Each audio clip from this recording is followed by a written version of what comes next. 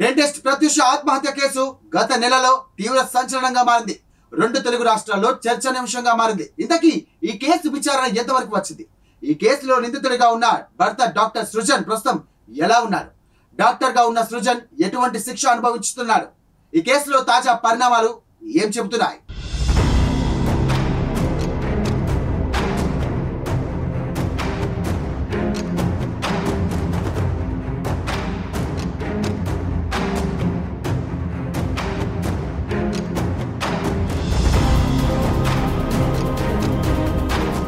హనుమకొండలో dentist doctor Pratyusha ఆత్మహత్య case కొన్ని వారాల క్రితం సంచలనం సృష్టించింది. ఈ నేపథ్యంలో కేసులో మరో కీలక పరిణామం చోటు చేసుకుంది.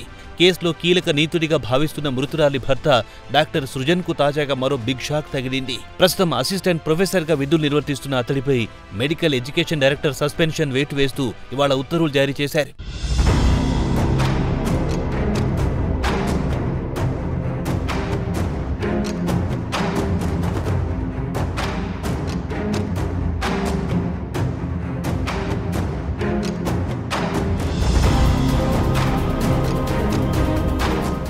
ములుగు జిల్లా కమలాపూర్ మండలం మంగపేటకు చెందిన వైద్యుడు సృజన్తో వరంగల్కు చెందిన డెంటిస్టు ప్రత్యూషకు 2017లో వివాహమైంది. పెళ్లి సమయంలో వరుడికి 30 లక్షల కట్నం, 30 తులాల బంగారం, ఖరీదైన కారిచ్చారు. వీరికి 2 కుమార్తెలు. కొంతకాలం హైదరాబాద్లో ఉన్న ఈ కుటుంబం గతేడాది హసన్పర్తిలో కాకతీయ వింటేజ్ విల్లాస్లో స్థిరపడింది. కొన్నాళ్ల క్రితం సృజన్కు హనుమకొండకు చెందిన ఓ యువతితో వివాహేతర సంబంధం ఏర్పడింది. దీంతో తన కుటుంబాన్ని నిర్లక్ష్యం చేయడమే కాకుండా భార్య ప్రత్యూషను మానసికంగా, శారీరకంగా వేధించడం మొదలెట్టాడు. అత్తామామలు కూడా వారి కుమారుడికే మద్దతుగా నిలుస్తూ కోడల్ని వేధించారు. దీంతో మనస్తాపానికి గురైన ప్రత్యూష భర్త ఇంట్లో ఉండగానే ఉరి వేసుకుని ఆత్మహత్యకు పాల్పడింది. ఈ ఘటన ఈ ఏడాది జూన్ 13వ తేదీన జరిగింది.